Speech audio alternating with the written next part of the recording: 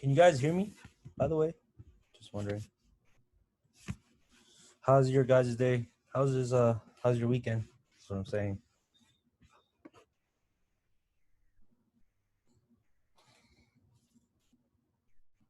Mine's all right, but it's just like every single day it's the same thing because I have to respond to people, this and that. So it's like a weekend is the same thing as a weekday. It's just that it's not a trading day.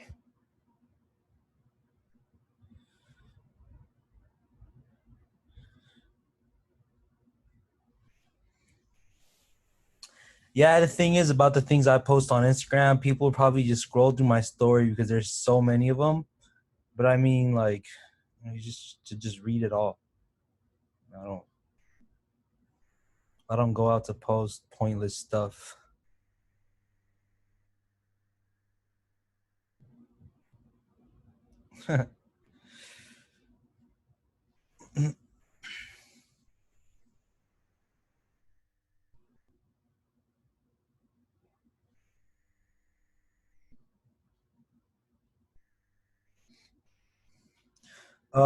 At any point in this during this class today, if you like enjoy what you're learning, if you could, I would appreciate it if you like took a picture and then tag me on your story so I can repost it, so I can see that, so I can just showcase that you guys are in there and liking it is what I'm saying.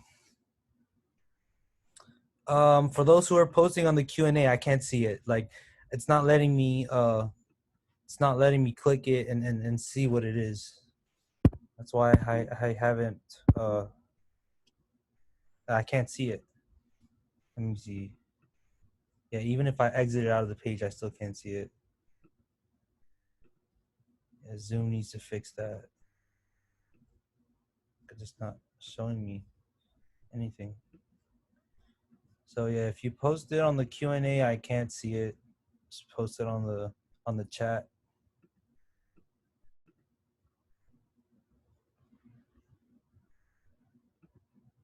Started in a little bit.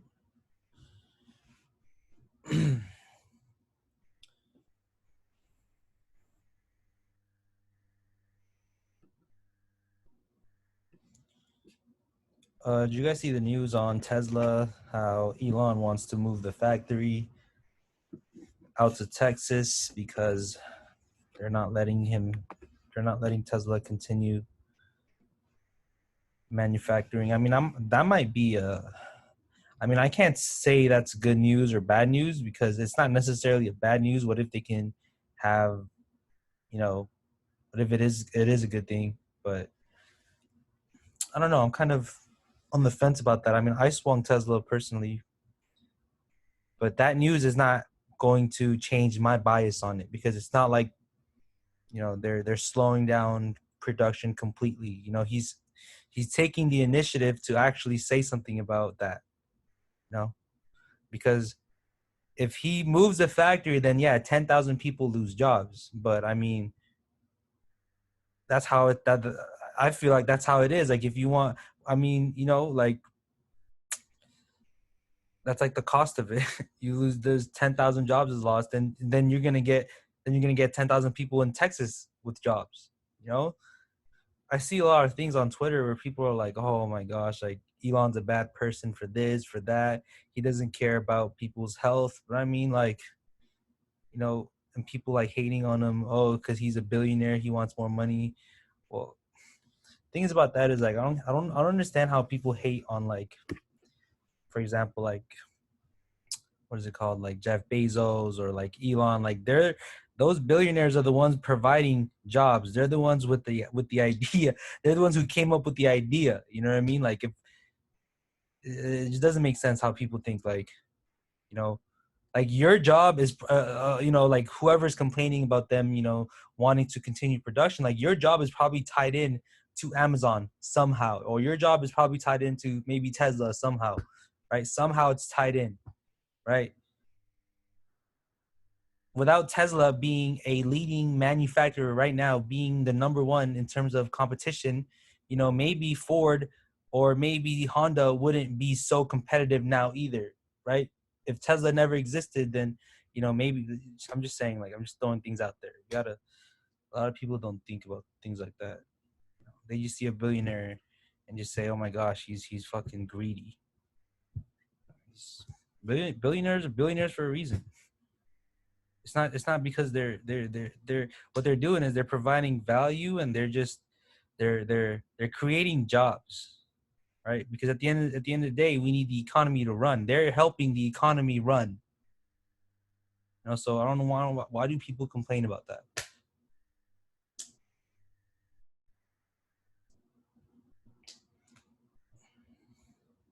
I'll start this in about 2 minutes.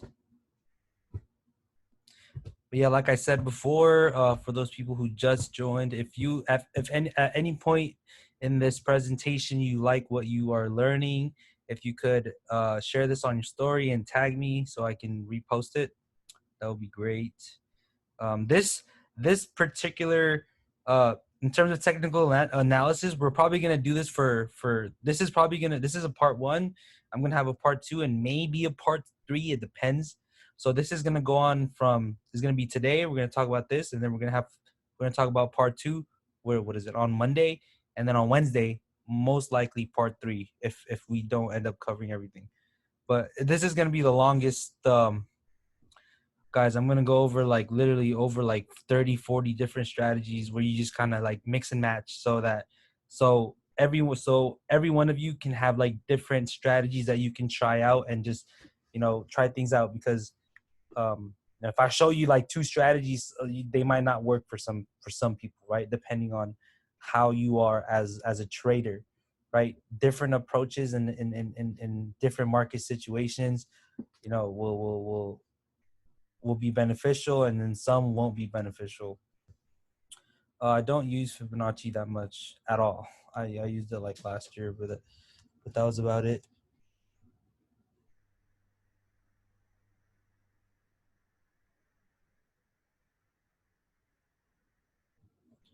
I'm holding SEDG and AMD right now, long term wise, and space SPCE. That's about it. I have $10,000 in SEDG, 10, 15. I'm sorry, 15, and then I have 1.5 Bitcoins. I have 10,000 in space, and not that much in AMD.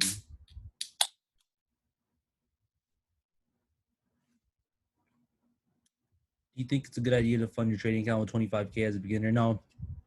Honestly, if you're a beginner and you have money, right, it doesn't mean that you should just go put that money down because you're over here thinking that you are going to just, consistently be profitable, because it's I'm going to tell you guys this, it's dangerous when you put money down and you have money down as a beginner without this is what I think you should do. You should at least just start with 1 to 5. Try to build 1 month worth of consistency. Okay, 1 month. That's 1 or 2. Okay, just be patient, build that consistency. Then once you develop that confidence, okay, once you develop that confidence, then you could kind of size up in terms of adding more. Because if you just start out and you throw 25K, and you have shitty risk management, you can literally, that 25K can turn into 4 in 3-4 days, depending on how you are and how you view that money. If you value that money, if you don't really hold that money to a certain amount of standard, you're just gonna treat it as something that's all right, fuck it, I'm gonna throw 6 in there this time, I'm gonna throw 8, I'm gonna throw 9. How do you know if you're being consistent? Okay, being consistent doesn't mean that it doesn't mean that you're having green days a lot. Being consistent just means that you're just following your plan, because some days you're gonna follow your plan and it's not gonna work out, right? But you can't beat yourself over that, because that's just the market not reacting the way you want it to, right? Because maybe that day was sideways. You can't blame a sideways days on you, right? You can't just freaking say, oh my gosh, my strategy didn't work out today, but it worked out for the past 14 days. So should I change my strategy up? why would you change your strategy up if it's been working for the last 14 days just because it didn't work one day, right? Everything in the market, it's uncertainty, right? You don't know what's gonna happen, so stop thinking that you're going that things are gonna go your way, because sometimes it's not going to. All you're doing is you're trading off of probabilities, right? Risk to reward. But okay, I'm gonna start now.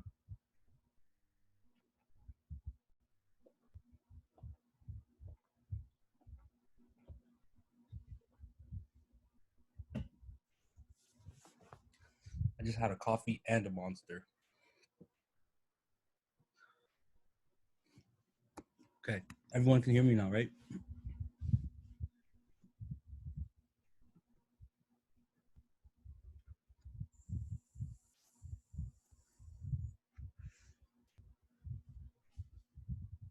Welcome to day 3. This is gonna be part 1 of maybe 3 or definitely 2, because there's gonna be a lot of things to talk about, okay, and a lot of strategies to go over. And this, just today, we're gonna probably go over like 10. I think I have like 10 in there. Part 2 is gonna have like 20, because we're gonna talk about more things in depth and different styles. So this is gonna be the next three the next 3 classes is gonna be important. Other than Julian and Rod's part of their presentations, this is going to be part of my presentation, where it's going to be the most crucial. So where you have to literally, like, you need to pay attention to what I'm telling you, because these strategies work. Okay, so just have your notes and pen or whatever ready, right? So technical analysis overview. Okay, technical analysis is a tool or method that's used to predict the probable future price movement of a security, such as a stock or a currency pair, based on market data. So basically, right, you can do technical analysis on anything as long as you have data behind it. You can do technical analysis, you know, on your life. For example, if you have enough data, right, you can do technical analysis on real estate if you have enough data. So technical analysis is just a method that's used to predict the probable future. Okay, if you've been if you've been doing good for the past 3 years, and you've been working, and you've been, if you're doing good at your job, then based on technical analysis, based on your past, what you've done, then you probably will get a promotion, right?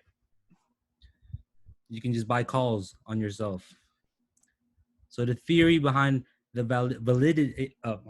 theory behind the validity of technical analysis is the notion that the collective actions, buying and selling, of all the participants in the market accurately reflect all relevant information pertaining to a traded security, and therefore continually assigned a fair market value to the security. So basically everything is kind of priced in, right? Once, for example, if Apple news hit, during market hours, and it's really good news, then you can see all the buyers kind of start stepping in, right? So that's what it generally means. Technical analysis allows us to believe that the current or price or past price action in the market is the most reliable indicator of future price action. Technical analysis is not only used by technical traders. Many fundamental traders use fundamental analysis to determine whether to buy into a market, but having made that decision, then use technical analysis to pinpoint good, low risk buy entry price levels.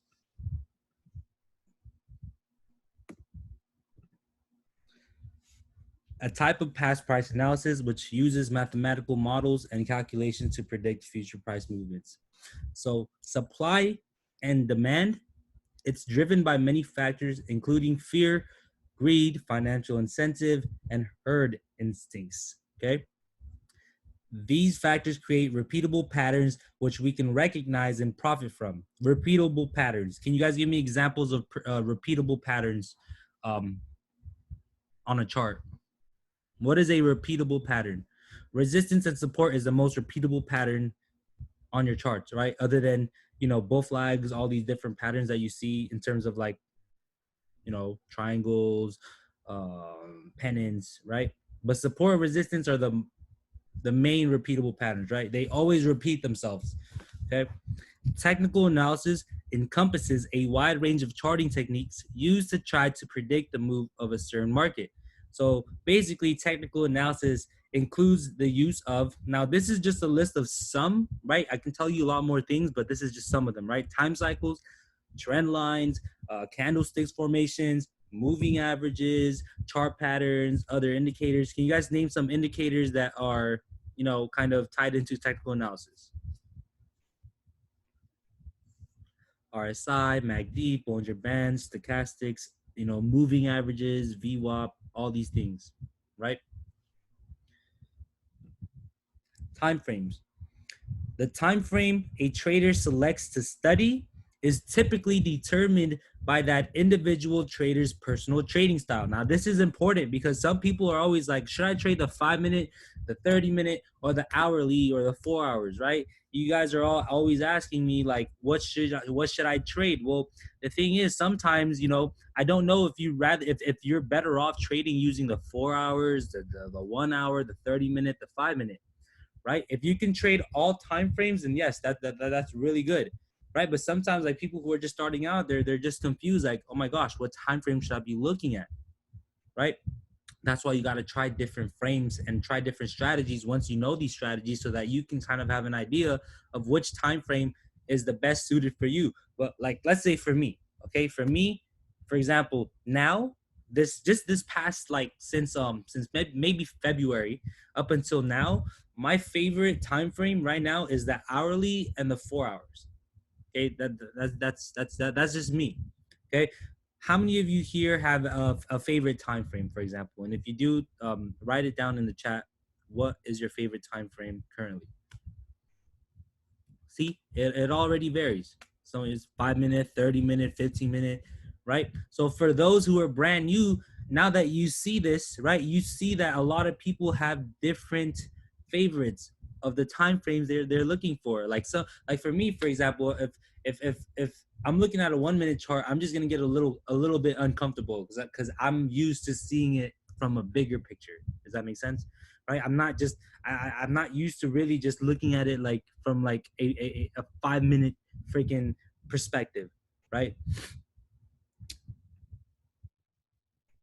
Um, Intraday traders who open and close trading positions within a single trading day, favor analyzing price movements on shorter time frame charts, such as the 5 minutes or the 15 minutes.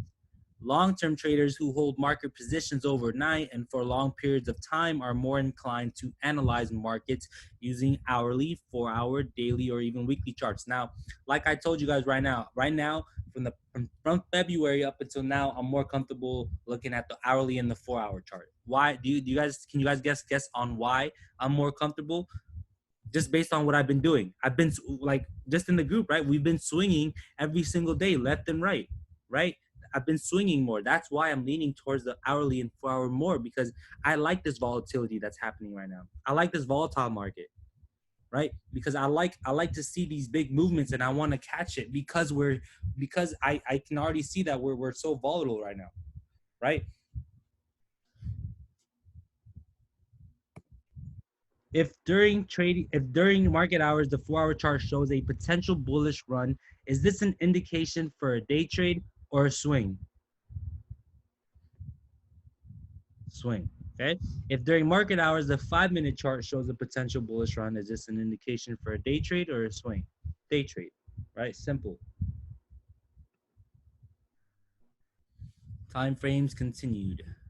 So, price movements that occur within a 5 minute time span may be very significant for an intraday trader who is looking for an opportunity to realize a profit from price fluctuations occurring during one trading day. However, that same price movement viewed on a daily or weekly chart may not be particularly significant or indicative for long-term trading purposes. Meaning, if you are looking at 15-minute charts to day trade, should you be looking at 15-minute charts to figure out whether you can buy something and sell it in 2 weeks? Do you guys know why? I'm going to tell you the reason why, but does anyone know why that is?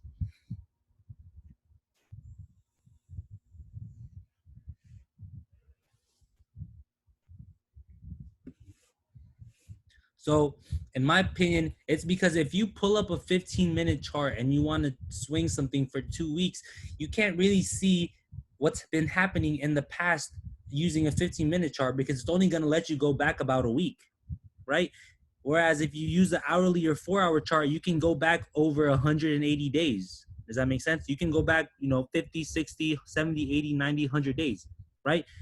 In one screen you can see, right, you can see what's happened last year and what's happening now. Whereas if you're looking at the 15-minute, you can only see what's happening from last week up until now. So you can't really gauge the amount of buying pressure or the selling pressure that's been happening this month because it doesn't even go back a month. Okay, so with all this being said, make sure to look at the correct time frames when you are planning to day trade, swing, or scalp. Day trade timeframes are 1 minute, 5 minutes, 15 minutes, 30 minutes, and maybe hourly. You guys agree with me on that one? And what about the swing trade? Swing trade time frame 30 minutes, hourly, 4 hours, daily, and weekly.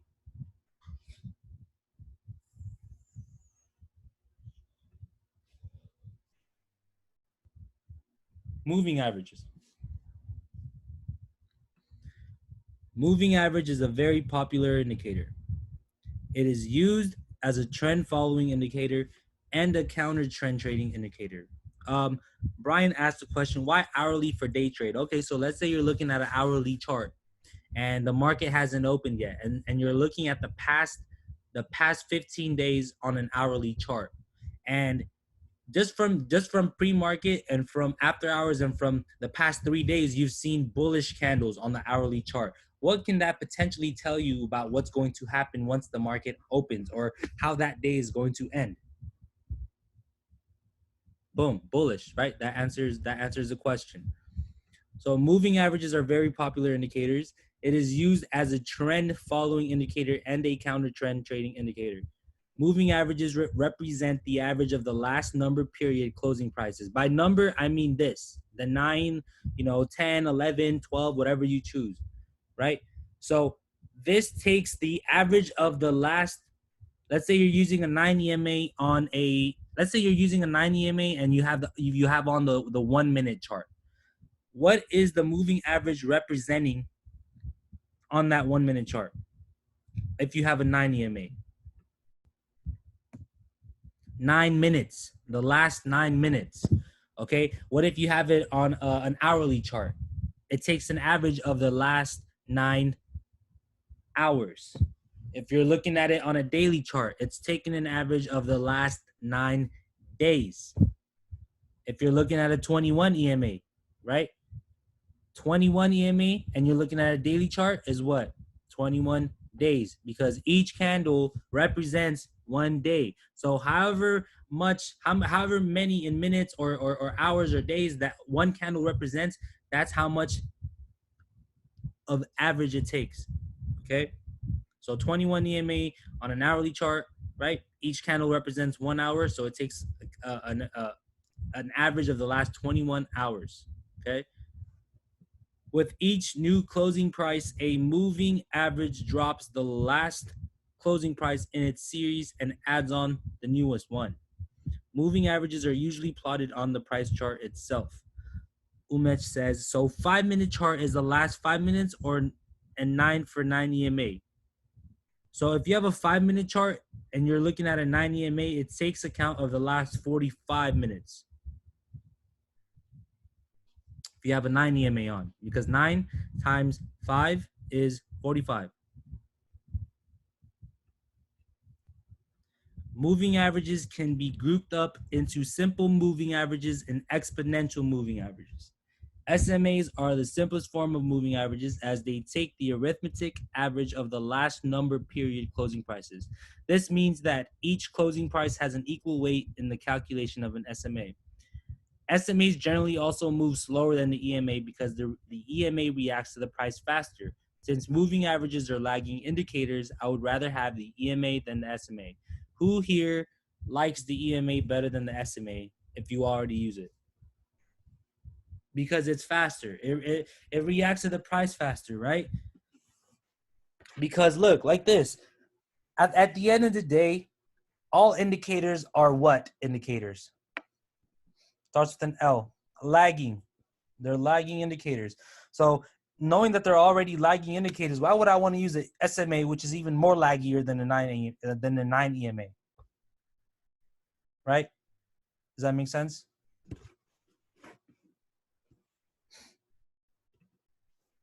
EMAs, on the other hand, use the exponential average of the last number period closing prices, which makes them quicker to react to new closing prices than their SMA peers. If you don't know which type of moving averages to use, I would recommend you to start with EMAs to see how they align with your trading strategy. Moving averages are also often used as dynamic support and resistance lines. Okay?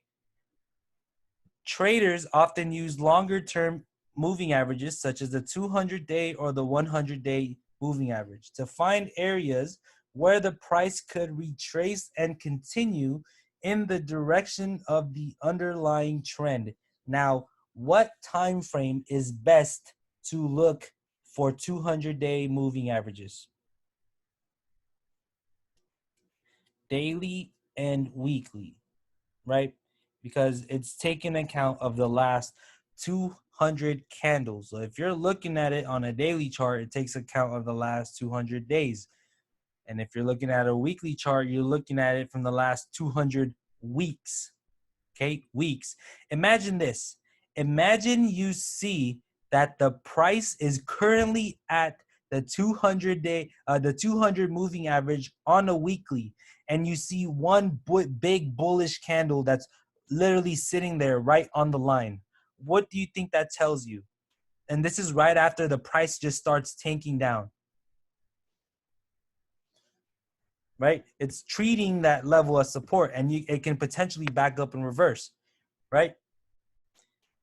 Especially if you see this like this, right? Let's say you see like for example this one, and then you see this one, it bounced here, and you see it bounced here, right? Cryptopreneur says, once you wait for a confirmation. I mean, yes, of course I would wait for a confirmation, but I'm saying that that moving average is there, and it's showing us that it can potentially reverse here. Does that make sense? You always wait. I mean, yeah, you always wait for a confirmation on everything, right? Nothing is certain. Okay, even when the price breaks resistance, it's still uncertain that it's going to continue, even if it confirms. How many confirmations have you guys seen that just rejects, that doesn't even it doesn't even keep going? It just completely fakes you out. A lot, right? So confirmation or not, you're still risky. Right? The fact that you have a 200-day moving average, it kind of helps you to kind of see where the buyers are going to end up buying at, where they're going to step in, right? If they stepped in here and it bounced here, and they step in here and they bounce here, and now we're here again, it's going to potentially bounce again. It's all probabilities, regardless whether there's confirmation or not, right? Because at the end of the day, you're risking. If the moving averages cross over one another, it could signal that the trend is about to change soon, okay? Thereby giving you the chance to get a better entry. One thing to take note of with the crossover system is that while they work beautifully in a volatile and or trending environment, they don't work so well when price is ranging. Cryptopreneur says, I am more of a price action guy, but I like using volume and the RSI for confluence. Yes, I agree with you on that. I mean, everyone here who's seen me trade or who knows me knows I trade strictly price action too, but there are a lot of different ways for people to trade, because maybe simple price action with no EMAs, no RSIs, nothing might not work for somebody else. Right? Because me personally, I don't really use like all these different indicators. All I use is just the volume, stochastics, maybe EMA sometimes, right? It depends. It depends on the person, right? You will get hit with tons of crossover signals and you could find yourself getting stopped out multiple times before you catch a trend. So this is the next one. This is just using a 10 EMA with a 20 EMA, okay, and the 200 EMA, right? 200 EMA being just the average for, let's say, if the price was to kind of, tank all the way down, and for you to figure out whether that can be a good support level or not. Now, if you want to do crossovers, right? For example, a 10 and 20 is good, but if I use EMAs for crossovers, I always use the 9 and the 21, right? And people are going to ask, so why 921? Because personally, I've tried using different ones and I don't like it, right? You can use an 8 and a 30. You can use a 7 and a 24. You can use a 4 and a 12. You can use a 3 and an 11. You can use a 2 and a 6, right? You can use a 2 and a 6. It doesn't matter, right? It depends on which one works better for you, right? All I can see is the bull flag right at the EMAs are crossing. Dan says, yes, I see. It's a triangle right here. You guys see this? Triangle, breakout, right? So you don't even need to use EMAs if you don't want to, because the patterns will show up. That's why it depends. That's why different strategies work for different people, because it can be the same trade and you can have literally 10 strategies that you could have done on that same trade, right? If you don't use indicators, you trade straight price action, you would have seen that symmetrical triangle form with the volume, and then you enter at a breakout. If you use EMAs, you would have seen the EMAs cross, right? Added with volume, and then you enter, right? That's why I'm telling you guys that there are different ways to trade, and it depends on the type of person you are and what you prefer, right? That's why there's hundreds of trading strategies out on the internet, right? And a lot of them looks like they work, because yes, they do work. It's just that it depends on whether you prefer using this over this one, or this over that one. Okay. A buy sell signal is given when the 4 in this example, we're going to use a 4 and the 8 with the SMA, right? And the 18 as the longer term. So a buy sell signal is given when the 4 period SMA crosses over the 9 period SMA, and they both cross over the 18 period SMA. Okay. Generally, the sharper the push from all moving averages, the stronger the buy sell signal is. Okay. Unless it's following a substantial move higher. Okay. In this case, right, if you look at this, right, you can see a bull flag forming here in this one right here, a bull flag here. But I mean, in terms of like this, if I'm reading this on straight price action, then without using EMAs, then I would have to assume that there is a resistance line here, and I would wait for the break to ride this up. Okay. I'm going to show you guys a lot of different examples here, so bear with me. 9 EMA cross above 21 plus the stochastic cross. Now, this is a good strategy right here, okay? So you have the 9, okay? You have the 9 crossing above the 21, okay? The 21 is a green, the 9 is a blue, okay? But first, what do you have here? What do you have here that crosses? I'm going to go over different time frames where I actually show the time frame, but I'm just asking the question here. Stochastics, right? I love using the stochastics because it just supplements the way I trade. Okay, you have to look for the red crossing above the purple. Okay, it's a cheat code. All my previous students know this. This is a cheat code. This is my cheat code. I believe this was the hourly chart, by the way. So look, crosses 1, 2, 3, 4 hours. For 4 whole hours, you would have rode that thing all the way up like a horse.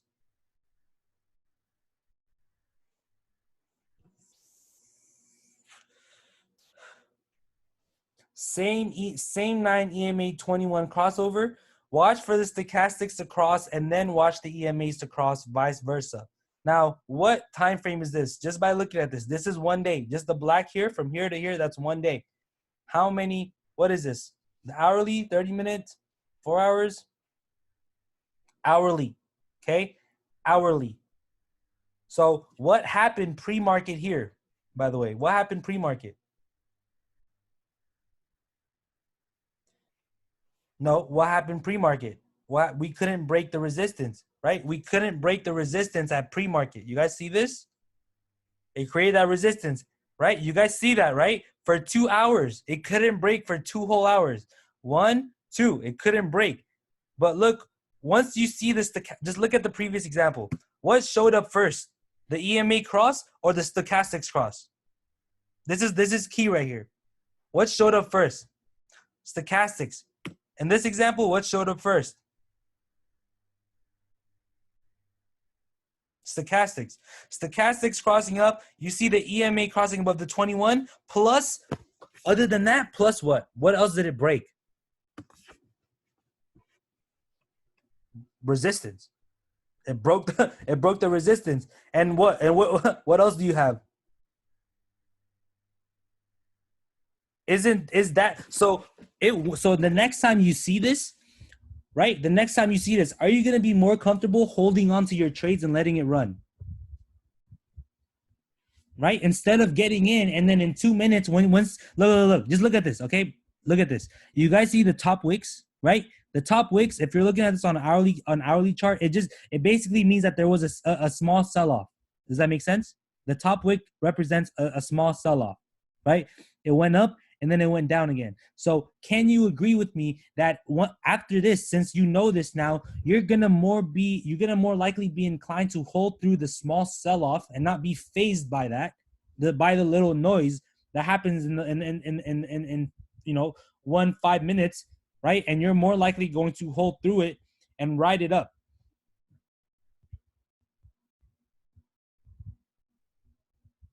Yes. So I would sell if the EMA was to cross back down, okay? Or if the stochastics point down towards, meaning I'm gonna show you guys more examples. Like this is just the 10th page. We're barely starting to get into the examples.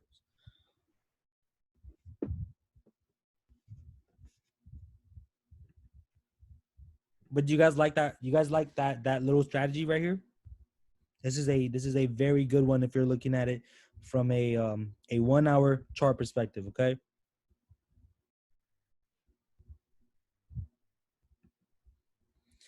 For every trading strategy, you must find the right stocks to trade, okay? Along with the right entry, exit points, and risk management rules. Bad risk management can make a potentially profitable strategy unprofitable. Cryptopreneur says, makes sense, but one has to stick to the trading plan throughout. I agree with that because a lot of people can't stick to their plan, and there's a lot of reasons why. One of the main reasons is because all these people use too much. You guys put too much on, so now you're all anxious about the trade. Like you're so scared to risk your money because you put too much down, right? If I have $10,000 and I'm only using $200, I'm gonna just hold it.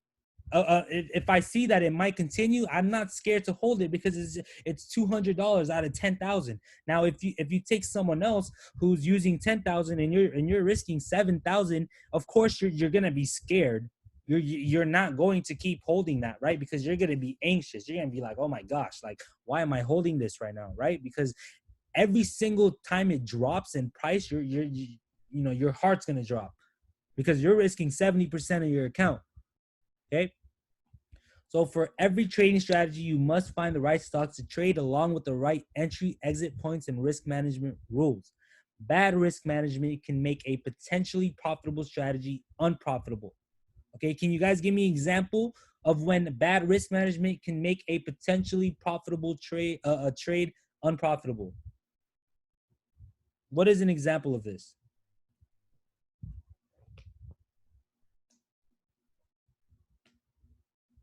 Bad risk management can make a potentially profitable strategy unprofitable.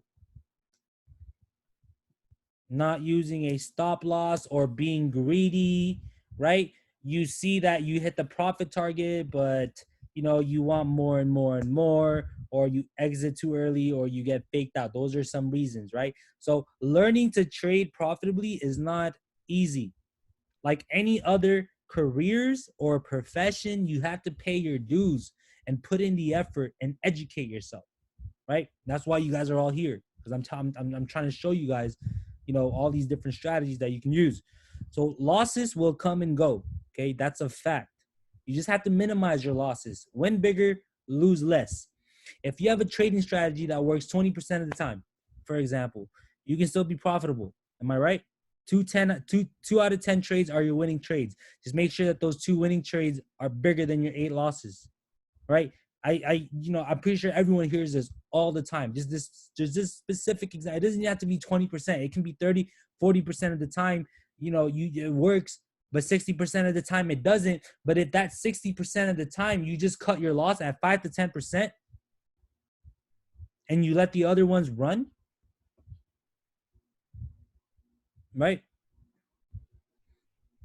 People who disagree to this only disagree to this because they haven't let anything run before. I've let a lot of my trades run. You guys have seen me hold trades for over 100, 200, 300% in just one day, in a day trade. Because I like capturing the whole move, because I know what the ATR is. I know what the potential run is. And it's not that I know it because I know what's gonna happen. It's because just based on history, based on what all stocks have done, based on me back testing all my strategies, I know that things can run. I just have to let it run. I just have to let all the people with weak hands to shake themselves out, right? And have more buyers enter. I'm just in the boat.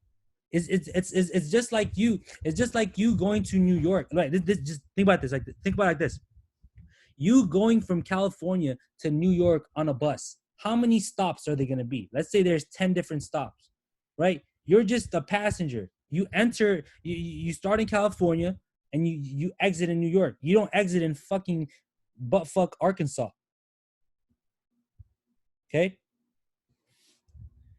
Losses will come and go. That's a fact. You just have to minimize your losses, win bigger and lose less. If you have a trading strategy that works 20% of the time, you can still be profitable. 2 out of 10 trades are your winning trades. Just make sure that those 2 winning trades are bigger than your 8 losses. Just kidding, JV. Bollinger Bands. Okay? Bollinger Bands are used to measure a market's volatility. One thing you should know about Bollinger Bands is that price tends to return to the middle of the bands. That is the whole idea behind the Bollinger Bounce. Okay? You guys see this Bollinger Band? You guys see how once it gets to the top, sometimes it refers back, it refers back to the mean, the middle, right? Now, I'm going to show you differences, right? You guys see that all these bands are expanded. They're already expanded, okay? And I'm going to show you what a Bollinger squeeze is, okay? This example, right? This put, call, put example are just examples of when the Bollinger Bands have already expanded, okay? This is when they've already expanded. Bollinger squeeze, okay? The Bollinger squeeze is pretty self-explanatory. When the bands squeeze together, it usually means that a breakout is getting ready to happen. Look at this. You guys see the bands squeezing together? Then you see this. Let's look at this. Look at this one. Is this not a squeeze right here? And then what?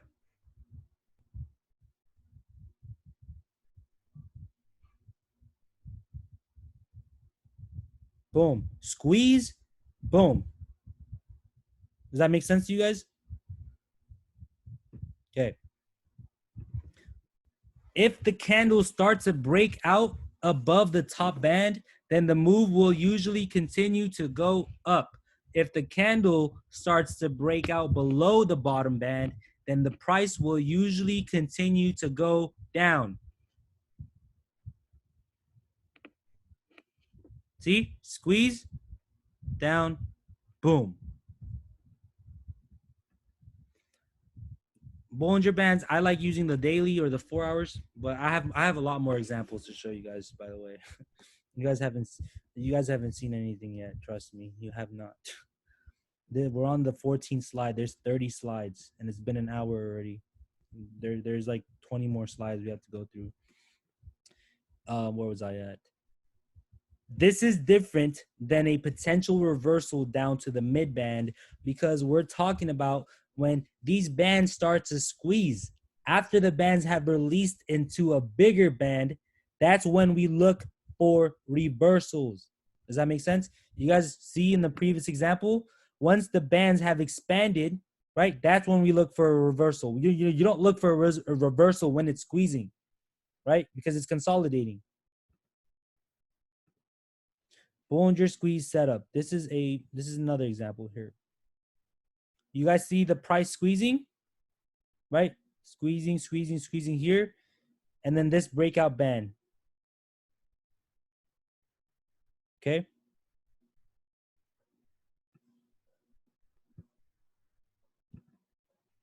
Bollinger Bands plus stochastics strategy.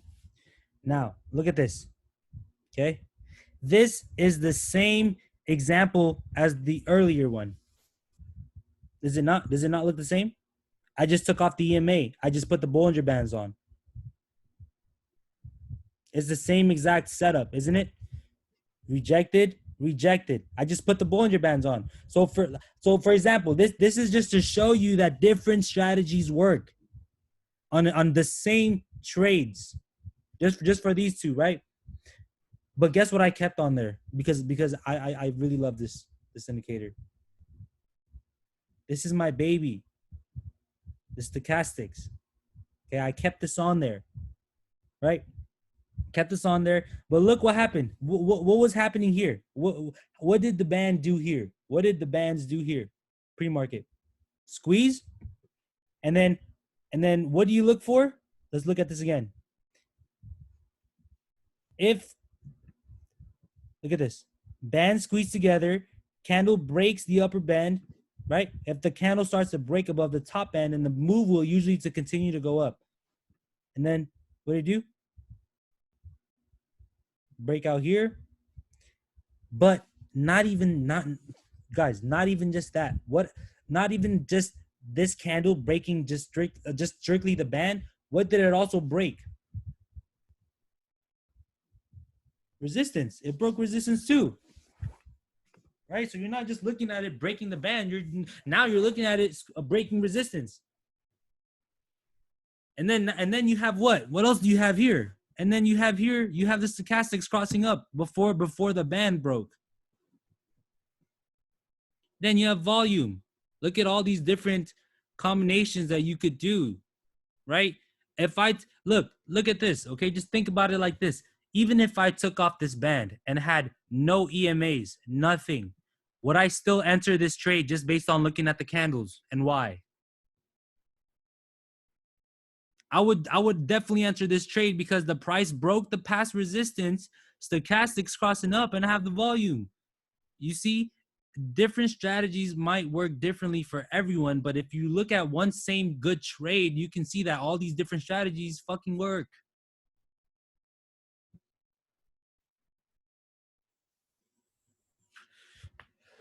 So Trader King says, well, where will you enter the trade on this one? Right after it breaks resistance? Yes. So what you can do is, this is the thing. You can do multi-frame analysis, right? You guys know what multi-frame analysis is? Multi-frame analysis, in my opinion, I always fucking do this, right? So if I'm looking at an hourly chart right here, right, I see that the price is increasing and it's strong and it's being strong right now, and it's potentially breaking that and potentially have the move to go up. What am I going to do? What other time frames am I going to look at? I might drop down to the 30-minute, 5-minute, or maybe 15 minutes to look for what? What am I going to look for on the 5-minute, for example? Not even just that. I can look for a bull flag, because usually you'll see a triangle or a bull flag there. Does that make sense to you guys? That's what multi-frame analysis is. Okay, you start off by just looking at the hourly, or you start off by just looking at the 4 hours, And then once you see that it's such a strong indication of a potential movement to the upside or the downside, you move it down to the 15-minute chart or the 30-minute or the 5-minute. Then you look for different patterns that can kind of align with what you were thinking of on the 4-hour or the hourly. Now, here's another one. This is a daily chart. Bollinger Bands plus stochastic strategy using the daily chart. Okay? Now, just look at this. Okay?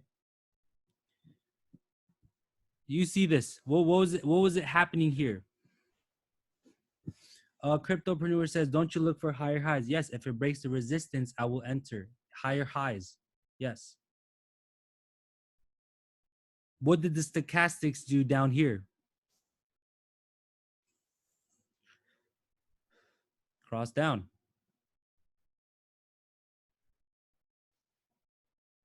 After it squeezed.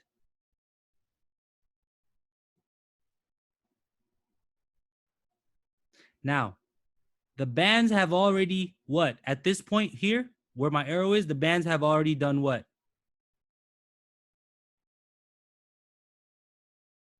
It's already expanded, right? Now, what is this candle right here? This is a hammer. You look at this and you're probably like, fuck, should I buy calls right now? And then what would happen if you bought calls here? You would have lost money, right? For the next 2 days, you'd have been down. You'd have been like, fuck, should I sell, Kevin? Should I sell now? But look, what is this right here?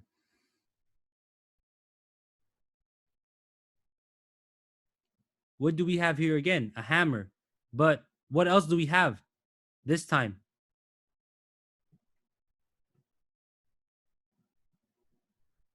We have the cross. So what a hammer is, what is a hammer? A hammer a hammer was once a what? A hammer was once a fully red candle. Okay? This hammer was once a fully red candle. Why does a fully red candle become a bullish candle? Because you have all these buying pressure from the bottom that creates that wick, that long ass wick that you see here. That's buyers stepping in. Okay? Now, when you have this candle plus the stochastics crossed up, meaning I have the definition of stochastics after this, but I'm just telling you stochastics means buying pressure, meaning momentum wise. Okay. So stochastics determine the momentum, bullish momentum or bearish momentum, right?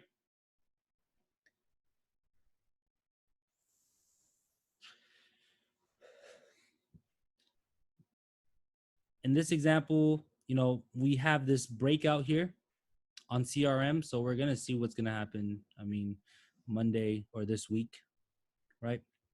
We're going to see. This is real life example. The examples I'm showing you guys are just recently. Like, it's not an example from fucking 10 years ago. I'm showing you an example from recently so you know that it works based on what I'm showing you. These are all examples from now. All these Thinkorswim screenshots are my screenshots that I did. Okay. You guys get that one? You guys already had that down? One more thing I want to mention about so someone said 80, 20, 10. So these are all just mathematical. This is how they determine the stochastics. They have a whole math equation to this. They have a whole like calculus equation to what a stochastic is. Let me show you guys. No, you just leave it on default, guys. You just leave it on default. Just leave it on default. You don't mess with it. You can use the slow stochastics or the fast stochastics. But the thing is, the fast stochastics tend to do more what? What can you run into more if you're using a fast stochastic? You can get false signals, false breakouts. Do you guys already see these spikes and it curves down, up, down, up, down, up, down, up. This is a slow stochastic. Imagine you looking at a fast stochastic. This thing is gonna look like fucking zigzags all over the place. Okay, if you go on your computer right now, look up the fast stochastics and just look at it. Just look, compare the two. I'm telling you, you would prefer using the slow. Oh, one more thing I want to mention about bands, right? Sometimes when they break above the mid, they would usually continue to go to the top of the band. And when they break below the mid, it will usually continue to keep running to the bottom of the band. But obviously, every single time you trade something, you don't want to just rely solely on one single indicator. Like that's the dumbest thing that you could do. Okay. I'm using multiple indicators here to kind of tell me, to kind of ease my mind a little bit on why I should enter the trade. It's giving me more conviction. If I'm just using the Bollinger Bands, I'm not going to be as confident. Does that make sense?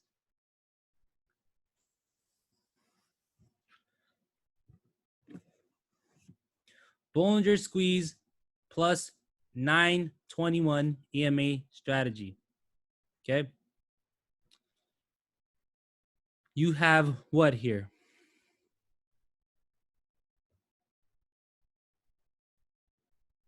You have the squeeze, and then you have what? The 921 cross. Okay. You can just vice versa, right?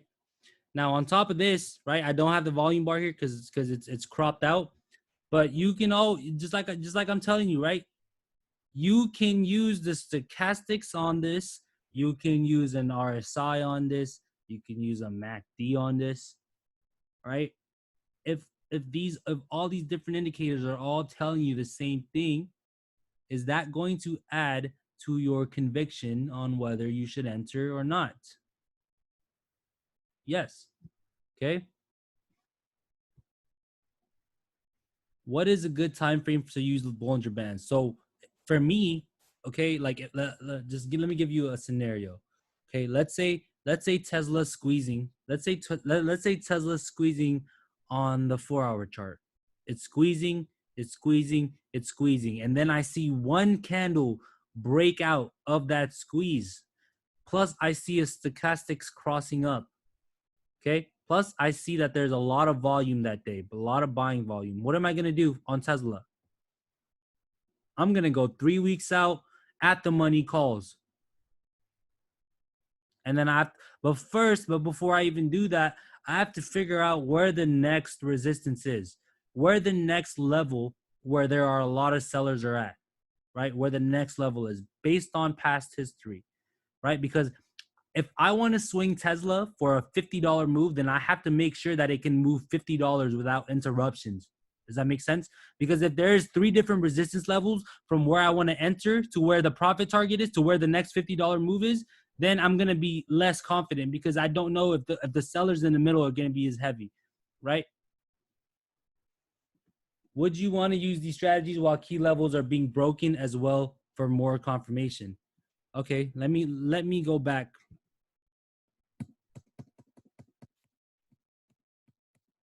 What did it do here? This is for Panit. Would you use these strategies while key levels are being broken as well as for more confirmation? What is this line right here? This straight line. It broke key level. Okay. If I showed you this whole chart, you would, if I showed you, I know this chart. If I showed you this whole chart, you would see that the day before, this is a resistance from the day before too. It's not just resistance from pre-market. This was a resistance from the day before. Is key level just an option on Thinkorswim? No, a key level is support and resistance. That's what it is.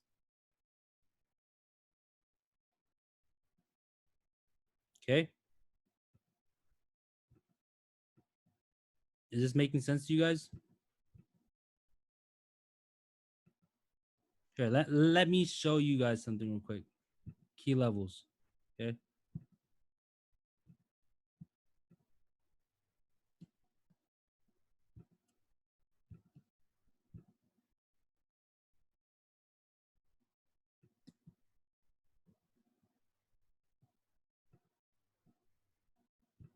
Can you guys see my screen?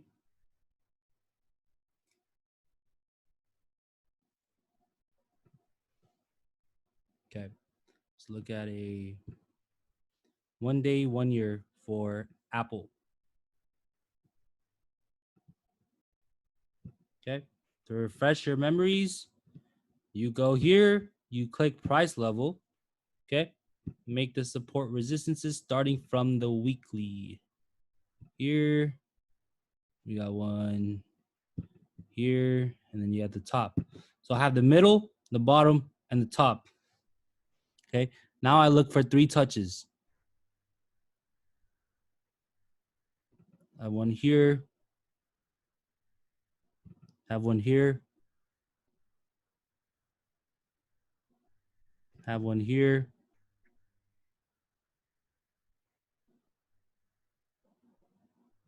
have one here, have one here. What do you mean 3 touches? What do I mean by 3 touches, guys?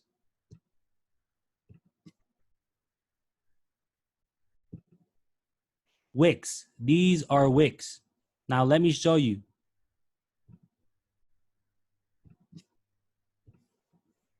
For example, what do you let's look at this one. You have one here, 2 here, 2 here, 1 here, 4 here, 1 here. You see how, just look at this, okay? Here, think about this, guys. Just look at this, okay? I'm gonna do this. I'm gonna pretend this never happened, okay? I'm gonna go back like this. You guys see, you see these levels? Say yes if you see them. Okay, look. Someone just asked, does a touch count even if the wicks cross? Okay, so if I'm making support resistance, and let's say this one right here, okay, from where this line is to where this line is, it's like a 50 cent to $1 difference. It's not going to be an exact. It's not going to. Sometimes these support resistances are not going to be to the exact cent. What time frame am I looking at? You can't gauge an exact cent on a weekly chart. Okay, these are just little areas right here, right? You can see for MIGs. Do you see this right here? You see that it touched once, twice, thrice, 4, 5, 6, 7, and 8. Okay, now what did we talk about in the beginning of today's class? Repeatable what? Repeatable patterns. Now let me scroll this to the right. What is this? What is this? Same level. The price was tanking, but we got bought up at this level here. Same level we were just looking at. So what does that essentially make this a what level? A key level, a crucial level. Right? It's a crucial level. Whether it becomes whether it's support or a resistance, it's a crucial level, right? Well, what is the time? If I'm looking at this on a weekly chart, what is the time difference from when the last time it hit this crucial level to this right here?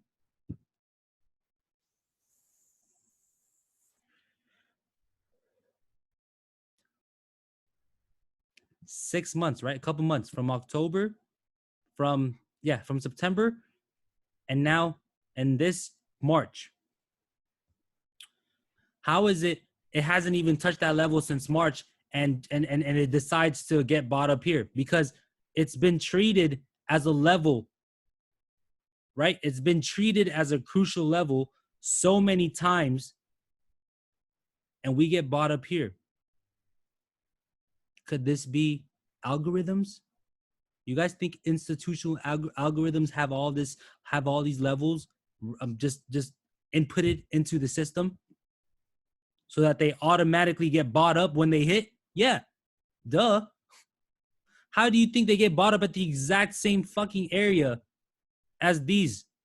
You think you do you think that there's enough? You think there's enough retail traders to buy up the stock at the same level to cause a move up? Right? Everyone's looking at the same levels, guys. Like this is not nothing new. Like some of you might barely get are barely probably getting into levels, but now you know these levels are repeatable patterns.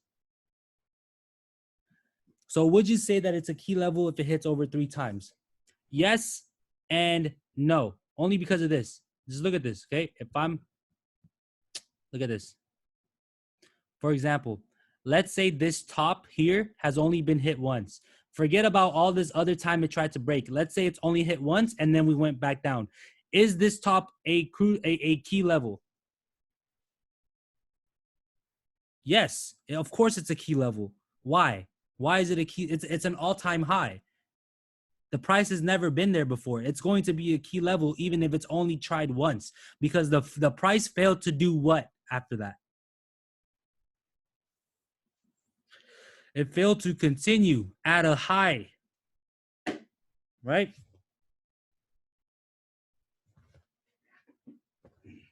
Okay, let's go back to the presentation here. When drawing support and resistance lines, do you ever go down to the 5-minute or 15 minutes, or do you stop at the 1 hour? So I'm going to show you my whole process right now real quick, right? So I'm already done with the weekly. Now I move on to the daily, right? I want to keep this on here. Yeah, I did go over this in the last class too, but I guess that person didn't watch the last class.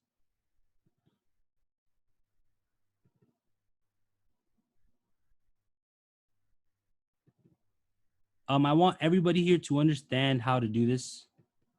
Okay.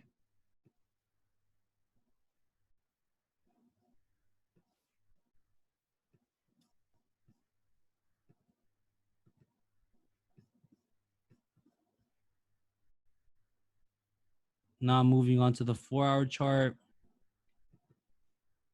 Here. This is one. You guys can see what I'm doing, right? I'm not just doing this by myself. Like you guys are looking at the levels too. My eyeball right now, my eyeball is okay, guess where my eyeball is moving from, left to right or right to left? Both. It doesn't matter. It doesn't matter. Why? Because they're repeatable patterns. Look, I'm not even looking to my right, okay? I'm not looking to my right, okay? I'm not looking to my right. I'm going to do these levels right here. 1, 2, 3, 4. I'm not looking at anything that's here. I'm only looking at here, right? This one, this line I'm going to highlight right now. I'm still not looking at the right. I'm going to make this bold so everyone can see it. Right? I'm only looking at here. Now, let me look at the right. Oh, this is way too bold.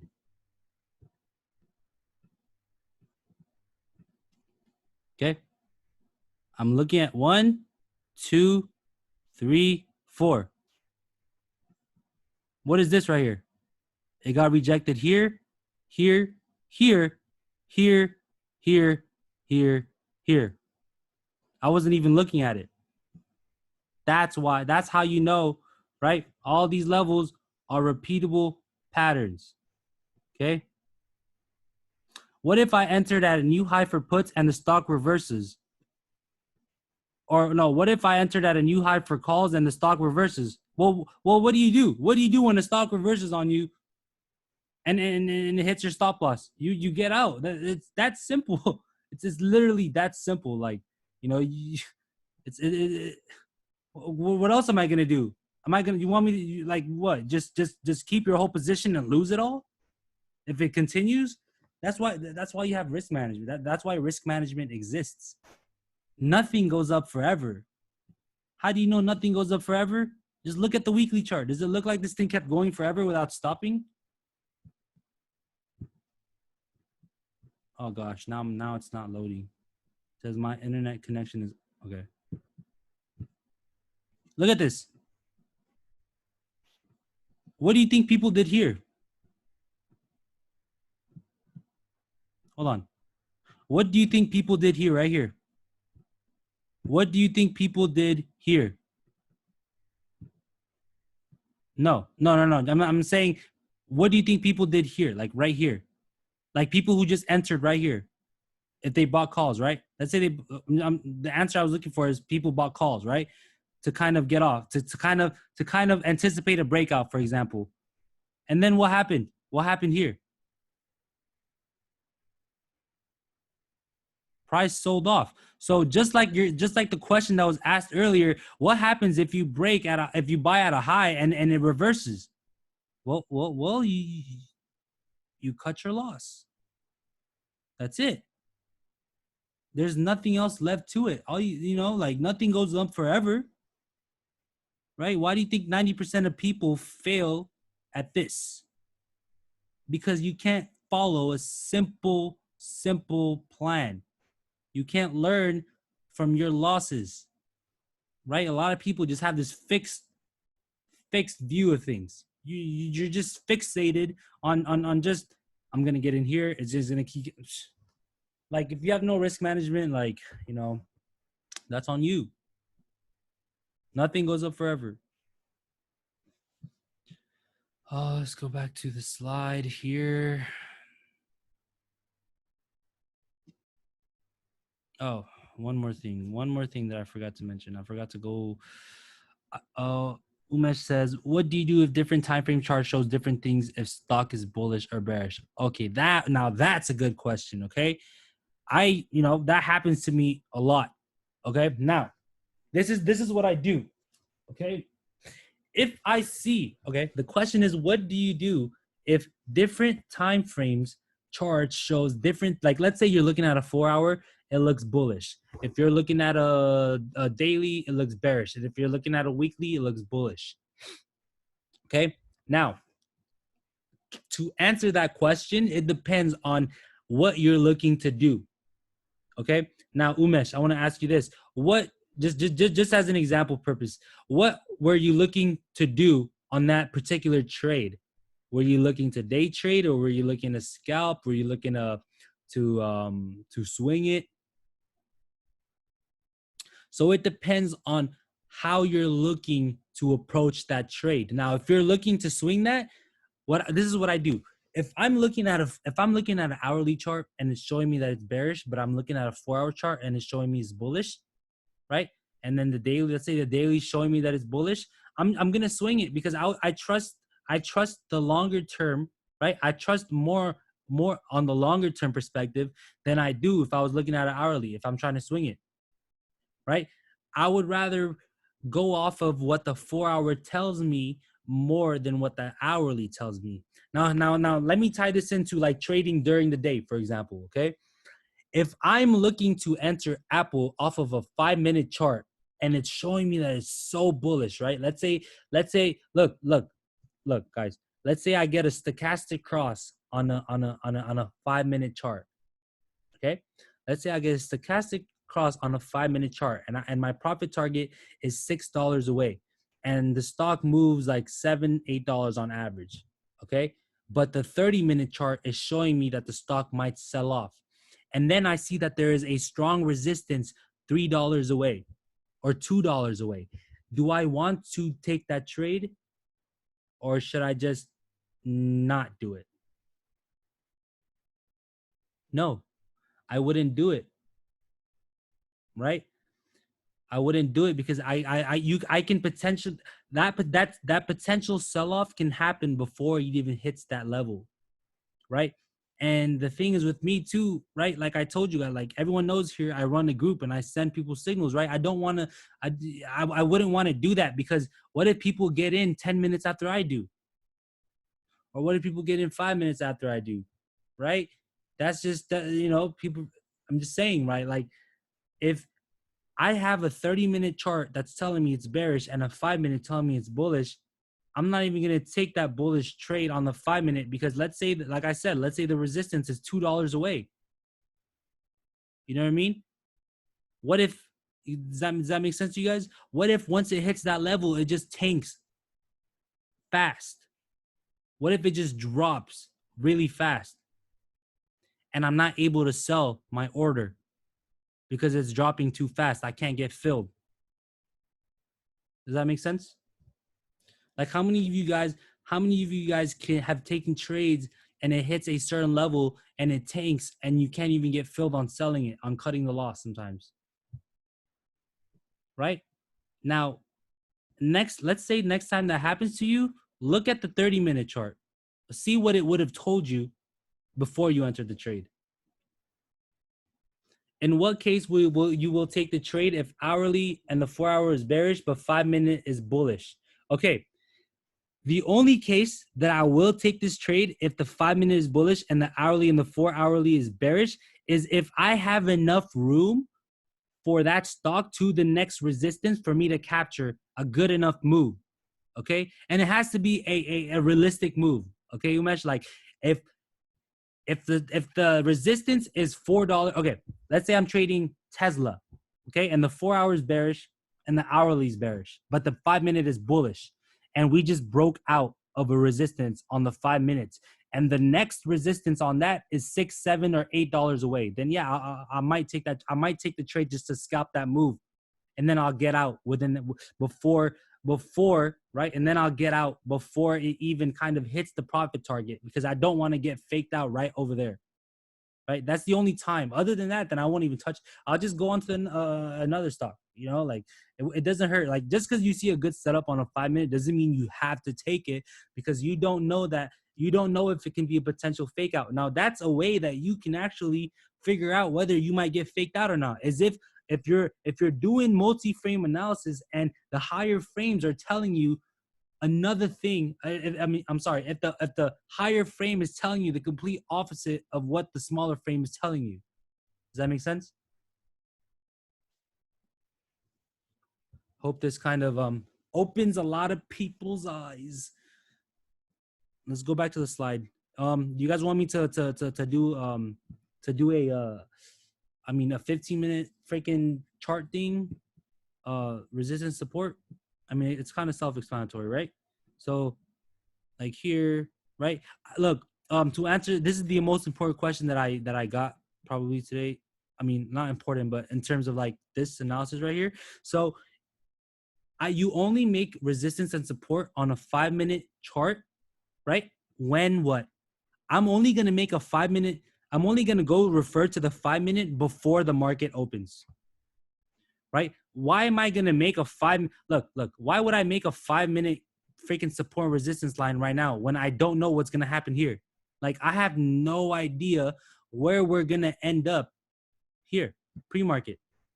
Does that make sense to you guys? Right?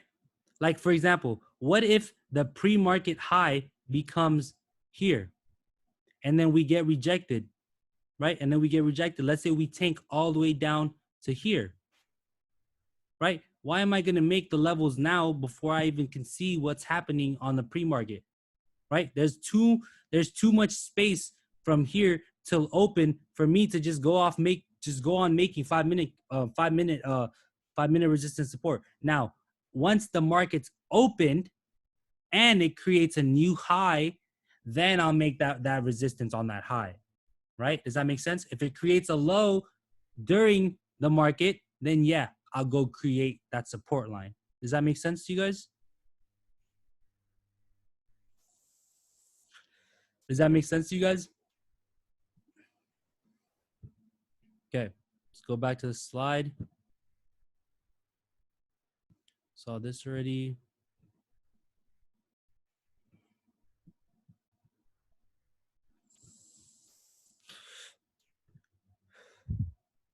There's about 12 more slides to go. If you have enjoyed the class so far, give us a shout out on Instagram if you want to. Okay. Stochastics. Okay. This is my baby right here. The stochastics oscillator is another technical indicator that helps traders determine. Oh,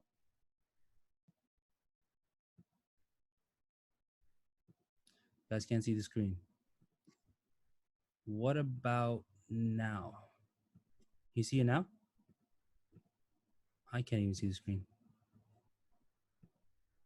What? What about now? Okay. I already said this. So let's go to the next slide. This stochastics oscillator is another technical indicator that helps traders determine where a trend might be ending. The oscillator works on the following theory. During an uptrend, prices will remain equal to or above the previous closing price. During a downtrend, prices will likely remain equal to or below the previous closing price. The stochastic oscillator uses a scale to measure the degree of change between prices from one closing period to predict the continuation of the current direction trend. Basically, momentum, right? The two lines that cross are similar to the MACD lines in the sense that one line is faster than the other. Stochastics, continued, right? This is how it looks, okay? Whereas this one's red, the other one's red too, but this, instead of purple, this one's blue. I mean, this might be purple. Is this purple or blue? I don't know if I'm colorblind. I think it's blue. That's definitely blue. RSI and stochastics. Andre, yeah, I'm gonna go over that on part 2. Don't worry, I have a lot in store. How to find out ATR. Oh, let's quickly find out an ATR, for example. Real quick, okay, just real quick. It's literally gonna take like 5 minutes just to explain it. You guys see my my chart again? Okay, how do you determine an average true range of a stock? Just manually, okay? You can go on websites to find this, but this is how I find it sometimes. You can do it on like Finviz. You can do it on there's a lot of websites that you can do it on. Okay, there's a lot of websites you can do it on. All you have to do is look up how to find ATR. But for me personally, okay, I'm gonna take account of the last maybe I like to look at the last 6 months. Okay, the last 6 months. Let's say you're looking at Apple. Now, look on my right. You guys look on my right and look at this red candle here. From 318 to 310. How much is that in dollars? 8. From 302 to 286, what is that? Like fucking 15? Now from here, from 298 to 286, 10. 301 to 278, 20. 304 to 285, 20. 290 to 281, 9. So we have a number in between 8 through 20. Okay, we're gonna narrow it down, right? We're gonna end up narrowing this down because what happened here? Would you guys remember what period? Just remember, what period are we in? What period were we in at this time? Right? Remember this. Remember. Look at this. February. This is February 18th, and this all the way down here is March 23rd. Right? So there was a lot of what? Sentiment-wise. You guys have to kind of think about that too, right? When you're finding out the ATR. The reason why Apple was moving $20 in a day was because we weren't even fucking sure about the virus, right? This is when people in China were barely getting locked up in their homes. You guys remember when they were freaking singing in their apartments, things like that? That was this time. Okay? Now, Let's go down to here. Let's go down to here. 269 to 247, about $18. From here, 257 to 237, $20, 251 to 230, $20. And then going to here where we kind of, this is when we kind of settle down, right? So 258 to 245, that's still what? 13. 262 to 250, that's still what? 12. From here, 288 to 277, 10. 277 to 264, 10. 285 to 278, 8. 299 to 285 is what? 14? So based on this, if you take an average, how much can you agree with me that average Apple can potentially move 8 to $15 per day?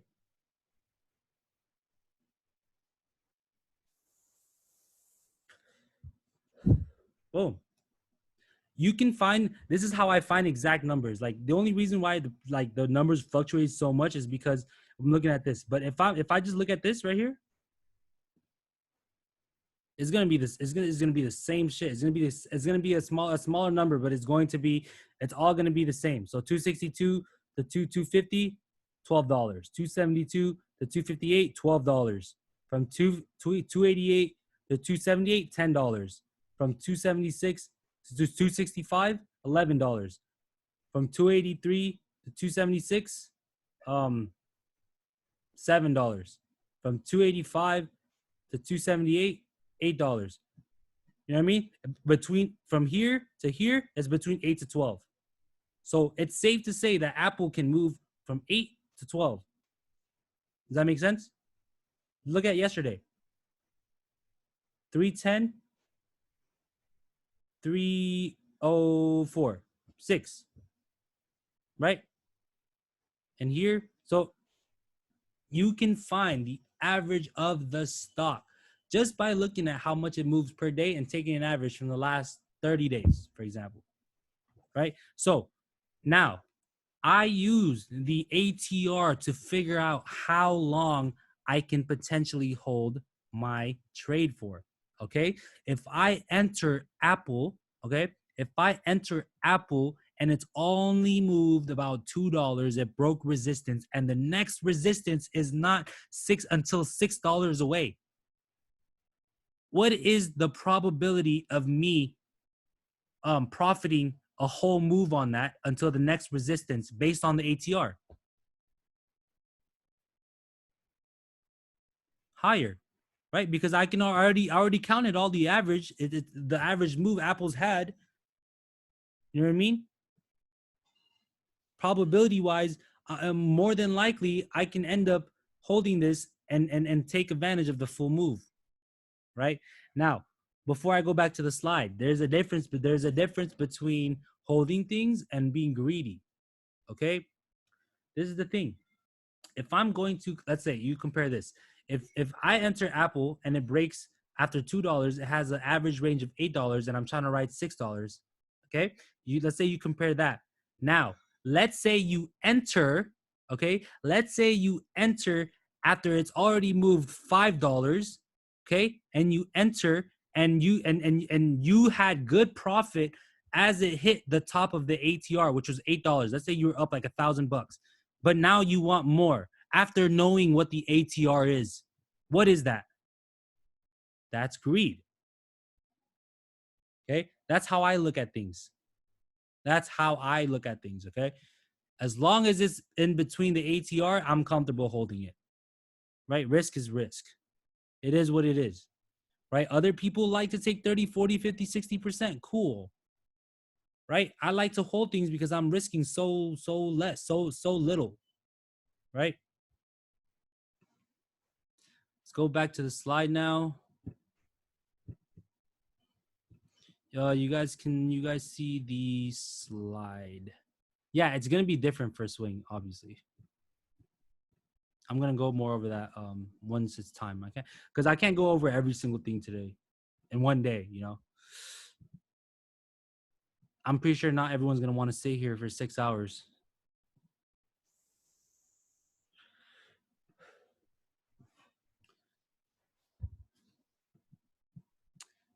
I'm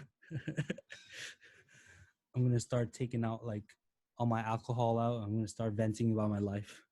Like, yeah, guys, 4 years ago, you know, someone's like, what does this have to do with class, Kevin? Stochastics, a stochastic oscillator is a lagging indicator. 90% of all indicators are all lagging indicators, including stochastics. So it's important to note that even stochastics, right? It's price driven as opposed to driving the price, right? You can't trade stochastics thinking that it's going to make the price go up. It's the cross is because the price is going up. Does that make sense? Because if you didn't have the stochastics, you just be like, okay, the price is going up, but I don't know, like, should I enter here because it can go down? But now that you have the stochastics, it's kind of telling you that the momentum is there. Overbought, oversold levels often indicate a strong trend, not a reversal. What is an overbought?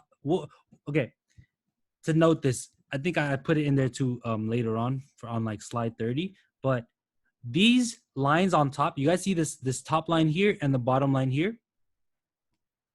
It's just like this is similar to an RSI in terms of how it looks, right? There's an 8, whereas the RSI has 70 and 30, this is 80 and this is 20, right? Now, if you look online and on stochastics, 40 or 50% of the people who teach what stochastics are will say, oh, when the price gets up here, this is overbought. When price gets down here, it's oversold. So what you want to do is buy here and sell here. Okay, you know that's not the case, right? That's not the case, because what this usually does is tell you, okay, it tells you how strong the momentum is. Okay, I've had many cases where I'm looking at a daily chart and the stochastics are all the way above the top line, and it keeps going for like 30 days. So whoever bought it at the first day on the top thinking is gonna go down because it's overbought is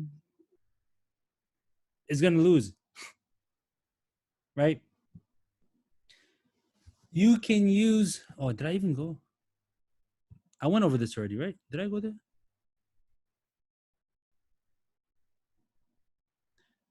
Hold on. No, I didn't go over this yet. Okay.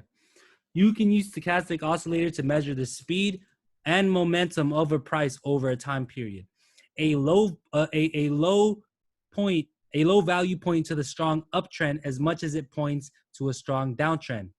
Okay, a low value point to a strong uptrend as much as it points to a strong downtrend. A high value points to the strong downtrend as much as it points to a strong uptrend. Stochastic oscillators works best when used with leading indicators, chart patterns, and volume and price movement. What is an example of a leading indicator as opposed when you want to mix it with the stochastic? Price action, be an indicator. EMA, just like we were looking at. Bollinger Bands, right? The trend following strategy can be a profitable one to use with stochastic. Stochastics oscillators must be paired with multi-frame analysis. What was I talking about? Multi-frame analysis to you guys right now, right? I was.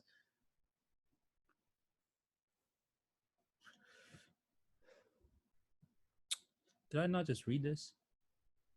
I didn't read this. I'm not gonna go over it again. Okay, look at this example. Stochastics plus resistance plus CMA. Look at this.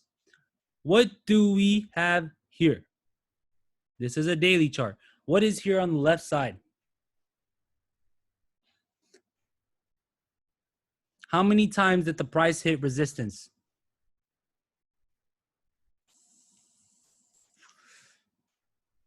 One, two, three, four. Now, okay, resistance. What happens before? Damn, freaking Rona. Goddamn Rona. Okay, what did I, what did I mention earlier? What happens before what? Let's go. Let's go back here. What happens before what? What happens before what? What are we looking for before what? Stochastics before the EMA. If you're using those two together. That's only if you're using those two together. Okay?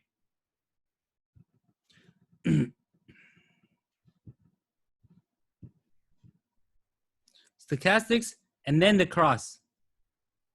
What else do we have other than the stochastics and the cross?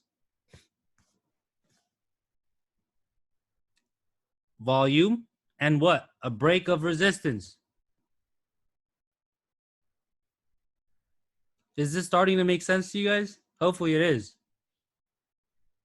This is just a few from like a lot that I'm going to show you over the next 2 classes when we're talking about technical analysis. And then I'm gonna go into price action on Monday, and then combine like all different indicators. Now look at this one. This is a stochastics plus range plus EMA. Now before we even look at don't even look at this one on the right. Look at this one on the left first. You have what? What happens before what? But what comes first, right?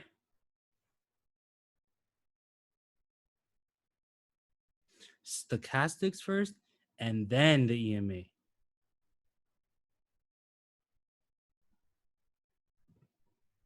Okay. Just I'm not even, I don't want to go through the middle one, but here, I'll go over the middle one.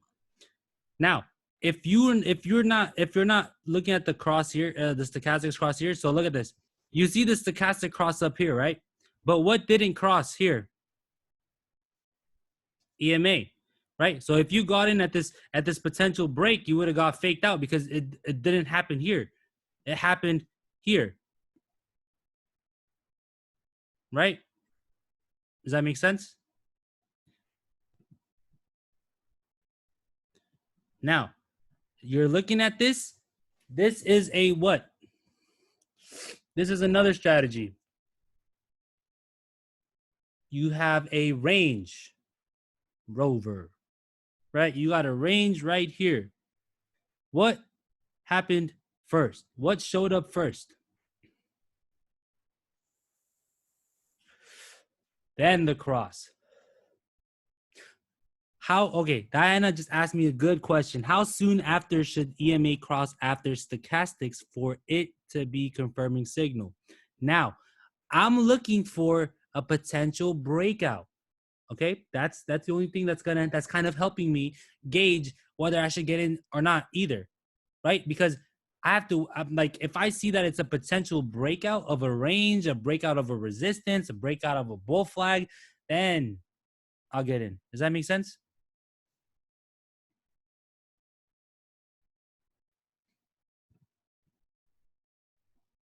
Okay, you guys got that one? The range.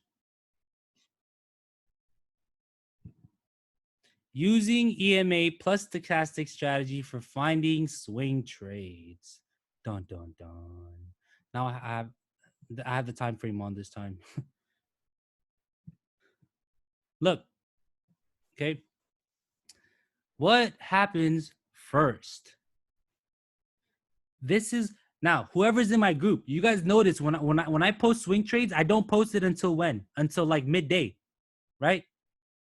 I don't just fucking post it at the open like, hey guys, swing space at fucking right when the market's open. I don't, you know what I mean? I'm not like, hey guys, swing this. The market just opened.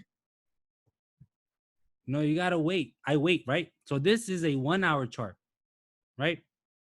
This is a 1 hour chart. So what happens first? Stochastics, right? And then you get the EMA cross, right? I look at this only, this is the key word, midday, midday, midday, midday, okay? Only during midday is when I look for a 1 hour or a 4 hour cross, okay? That's the only time, okay? Only midday, okay? That's the only time I look for a cross to swing. That's if I'm looking at a cross. Okay, I'm just showing you this on a cross basis. Just on looking at crosses, I have to wait for it to hit midday, because if I get it at open, it's just gonna give that price more room and more time for it to reject itself, right? At least I know in midday, you know, we already got rid of the buying pressure from the morning. All we have to worry about is the end of day, right? But if the stochastics has just, oh yes, crypto has a good point here. Yes, you also factor in the trend that it's had. If this has been trending for the past 2 days, for example, then that's an even better conviction for you to get in, right? For me, midday is like, I live in California, so we start at 6:30 and we end at 1. So midday for me is like 11 or 10. You know, after it's like market's already open for 3-4 hours. But yes, if especially when you find a trend, like this is here. This is a I'm gonna give you guys a swing secret. So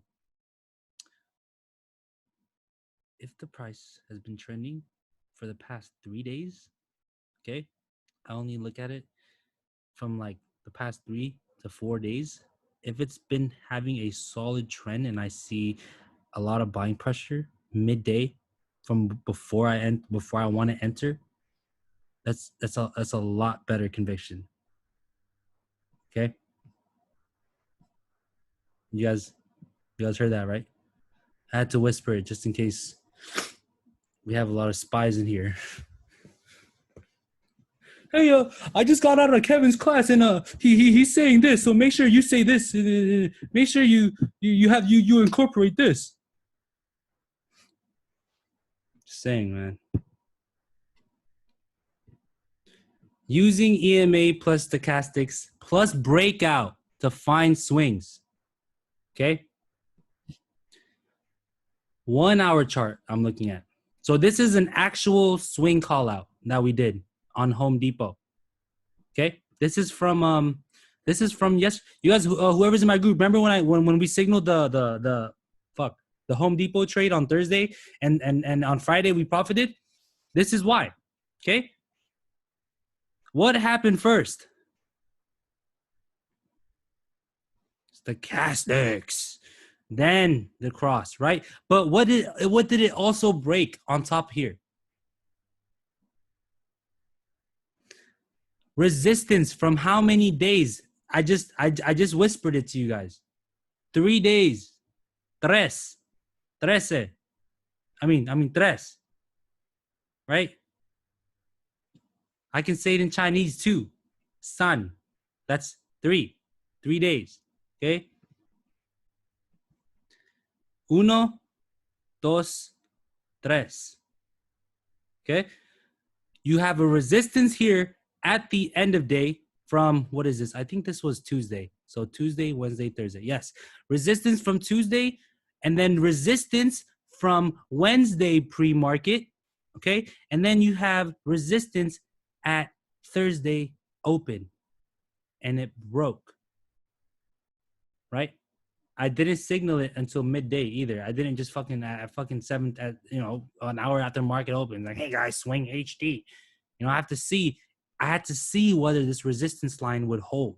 Does that make sense? Does that make sense as to why I signaled it at like 10 or 11? Because I wanted this resistance to hold. I have to see if it holds. If it doesn't hold, then we're fucked. It's just gonna reverse again, because essentially this is just like a range, right? Up, down, up. No, I didn't sell HD yet. I didn't sell HD. Didn't sell Tesla yet. I didn't sell my Beyond either.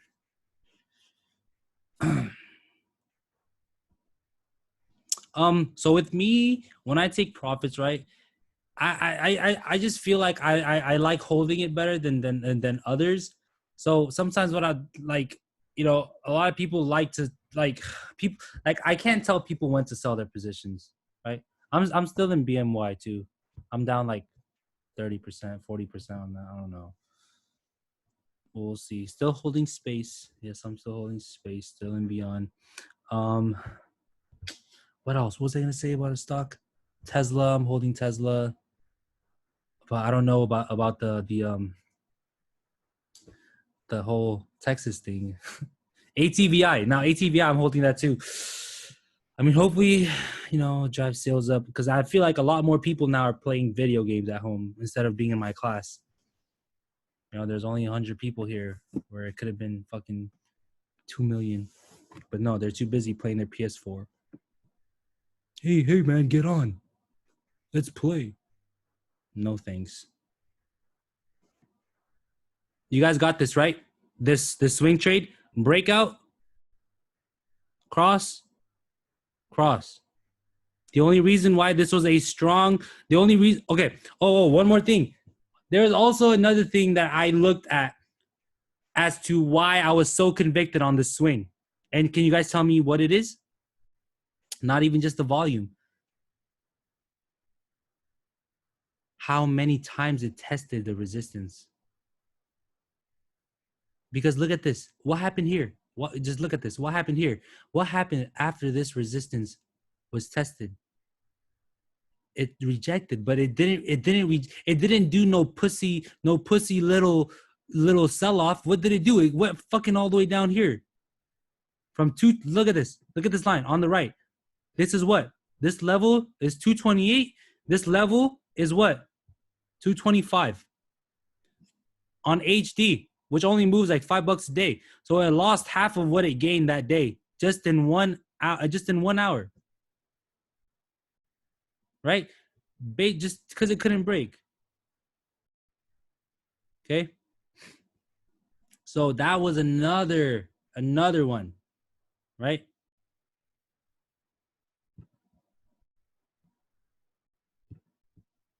Now, a range.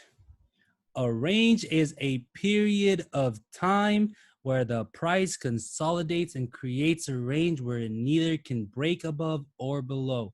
The key here is to wait until there are enough buyers or sellers to push the price above or below the range. You guys see this trading range? This is essentially what a trading range, means, right? You have the price rejecting resistance, rejecting support, rejecting resistance, support, resistance, support, resistance, support, resistance, support, resistance, break. It's either going to go this way or it was either going to go this way. Okay. Yeah. Trader King, I put it on my Instagram for everyone to see. Like there was a range on Tesla, and guess what happened the day after? It broke. I didn't know it was gonna break. I just showed it, right? So people could see what a range can actually potentially do. Other than the fact that it was ranging, Tesla was also squeezing. Okay. And we're going to go over squeezes on Monday too. But more importantly, on the last week of class, that's when Rod's going to come in and just drop that squeeze hammer on you guys. Like this guy knows so much about squeezes. I learned the squeeze from him. You know what I mean? So you think the class has a lot of value now. Wait, just you haven't seen anything. This is what a range looks like, essentially. Right? And then you wait for that breakout. Just based on this, like what is this? What is this right here? Before it even broke out of range, you got a little triangle right here. You got a little mini whoopty right here. You see that?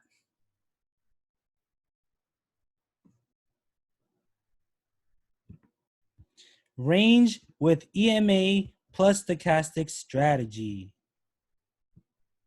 Okay. This is a range right here, right? It failed to break here, here, here, right? So now you have a range. Then you have what here? Stochastics, and then the EMA, right? As long as the EMA doesn't happen before the stochastics, because I've never really seen that.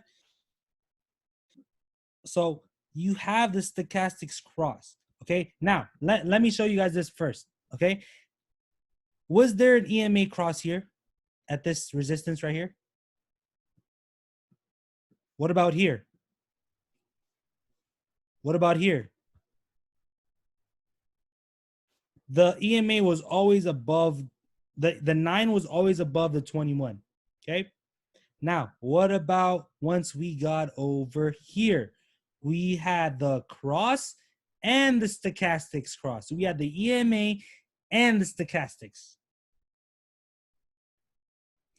Let's say you were looking at this for the last, what, 1, 2, 3, 4, 5, 6, 7, 8, 9, 10. You're looking at it for the last 10 days. You're like, oh, come on, EMA, come on, EMA, come on, EMA, come on, stochastics, come on, stochastics. Then you see this. Oh, shit. Finally. Right? Boom. You get the breakout. Right? Of course you didn't know that. Of course you didn't know it was gonna happen. But the fact that that it didn't happen here and it faked out, boom. Yeah, I would have. What day was this? I'm pretty sure I signaled the fucking swing here too. But this is a 4-hour chart, so this was a swing trade. Midday, right? Midday to end of day. Midday to end of day. Right? Does that make sense to you guys? So this is just showing you a range breakout. A swinging range breakout.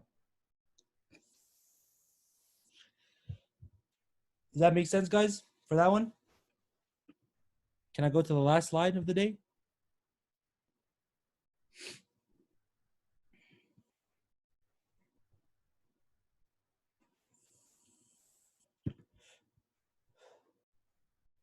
Oh, no, I don't think this is the last slide. There's like 2 more.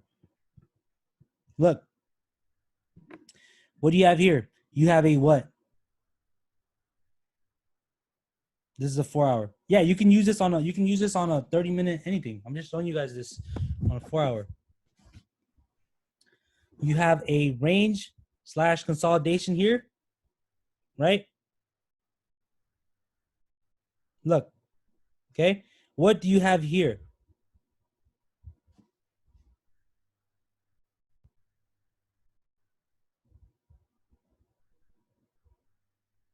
You have the 921 cross to the downside, okay? But what happened first? I mean, you can look at this one too, but I feel like this one already kind of told me like, hey, this shit might, look, this is what happened here. This is how you look at this. But this is different from the examples I showed you because there was 2 crosses here. You guys see this? Okay. Now look, this first cross is just telling you that the price, the what? This, so before this was a high, right? So buying momentum, and then you see it cross down. What does that tell you about the momentum? And this just right off the bat, what should that tell you about the momentum?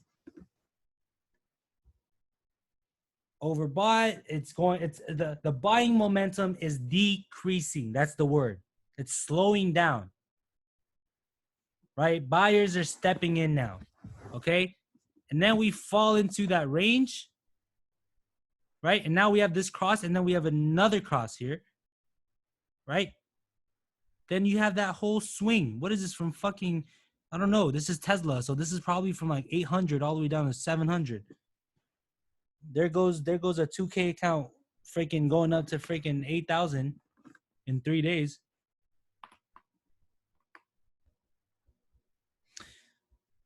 So this is it. So for S, if it goes over the top blue line, it means it's slowing down. No.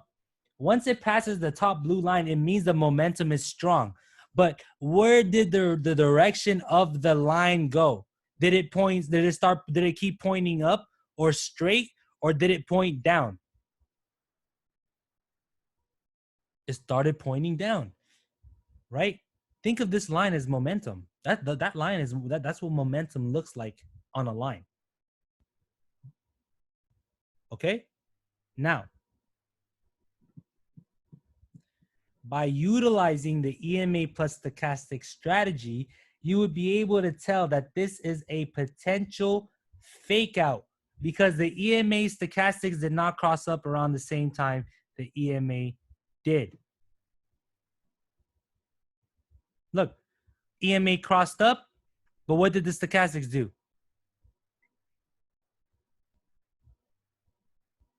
Cross down. Look at that. Look, can't this be a strategy for spotting a potential fake out?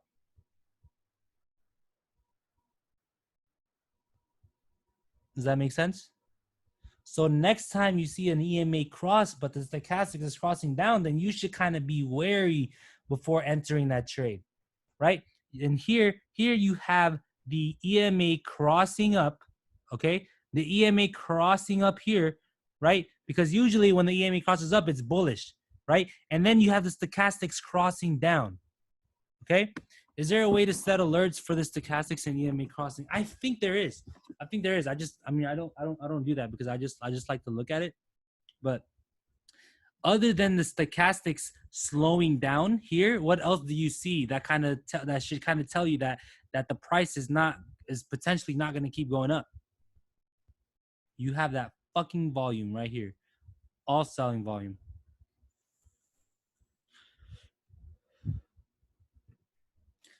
15-minute PRB plus SE.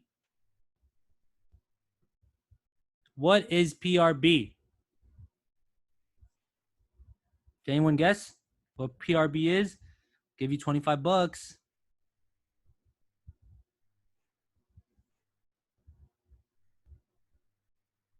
Pre-market range breakout. Pre-market range breakout. So you have this pre-market range breakout. You have the stochastics crossing here on a 15-minute chart. On a 15-minute chart here. This is a 9 to 21 EMA. Yes, it is. I got you, crypto. Just send me your Cash App after this class. You said it first. I saw it. But look, okay? You have the cross here, right? You have the cross here, stochastics, and then you have the EMA cross here. What else do you have?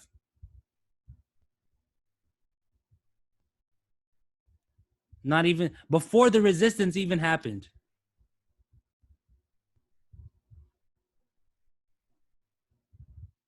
You have a bull flag. SE is what?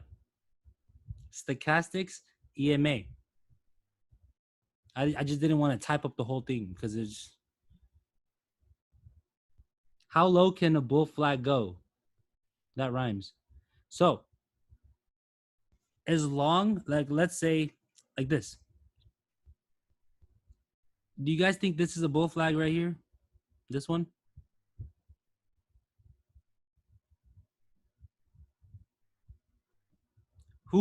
Who thinks this is a bull flag and who thinks this is not a bull flag?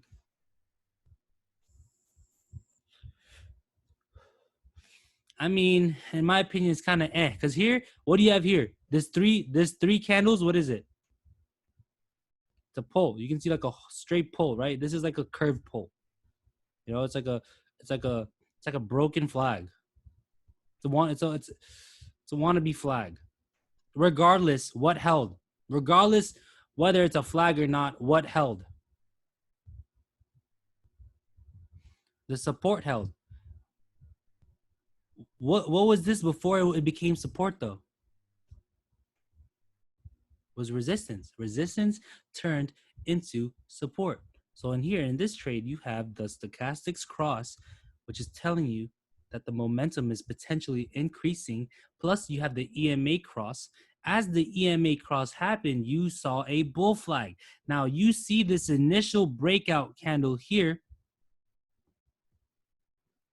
even if you set the stop loss, well, where would you set the stop loss if you entered at this break? Would you set the stop loss right at this break or slightly below the break? Just an example, you know? Right? So this could have gone two ways. Okay, this could have gone two ways. You could have entered after this bull flag and rode the momentum all the way up from, what is this, 306 all the way up to 308.50, right? Now, this line right here is a long-term resistance line from the 1 year, 1 day. Isn't that crazy? Look at this. Look how it hit it. This is based off of a 1 year, 1 day. Do you guys want me to show you this, or do you not believe me that this is a 1 year, 1 day resistance line that hit on the exact fucking thing? I can show you. Even I was like, holy shit.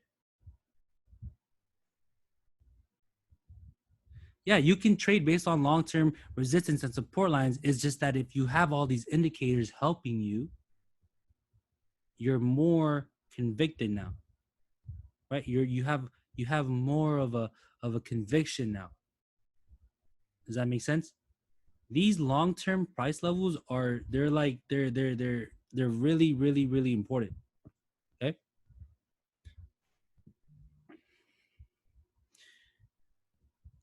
For example, Diddley. It just so happened that this long-term line became a level here, if that makes sense. Like, it just so happened that that long-term resistance or support that this was happened to be right here on that day. Does that make sense? It just so happened that we were right there on that line. Because if I show you this, we haven't gone up to this level for about a year and a half. It's been a while since we hit these levels on Apple. You guys have seen that Apple's been going up higher and higher and higher, right? So it's been a whole year since it even got to this price. That's why I was like, holy shit, right? Does that make sense to you guys? Did you guys enjoy class today?